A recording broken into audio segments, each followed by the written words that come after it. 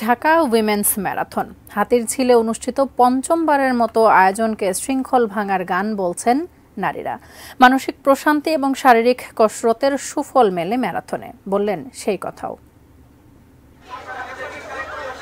গ্রীষ্মের সুন্দর স্বর্ণালী ভোর, কিশোরী থেকে প্রবীণা 9 শতাধিক নারীর প্রাণোচ্ছল অংশগ্রহণে অনুষ্ঠিত হয় ঢাকা উইমেন্স ম্যারাথন।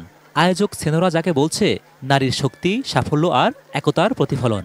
আমার এটা দিয়ে সেকেন্ড টাইম এবং আমি এনকারেজ করব আরো সবাইকে আসার জন্য। শেষ করতে পেরেছি টাইমলি, হোপফুলি মেডেল পাবো।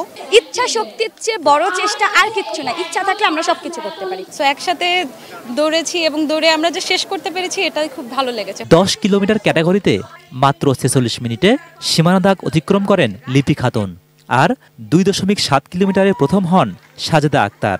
সময় নেন 16 মিনিট। পুরস্কার বিতরণ পর্বে Dhaka metropolitan police commissioner Habibur Rahman বলেন, বাস্তব জীবনেও একজন ম্যারাথনারের নিষ্ঠা নিয়ে কাজ করলে জাতি উপকৃত হবে।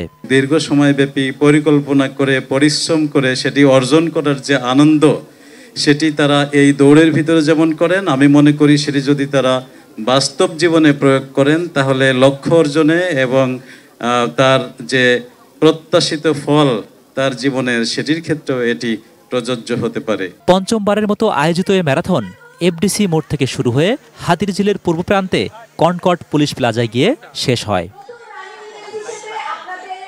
Zahid Hossain, ATN news, Dhaka.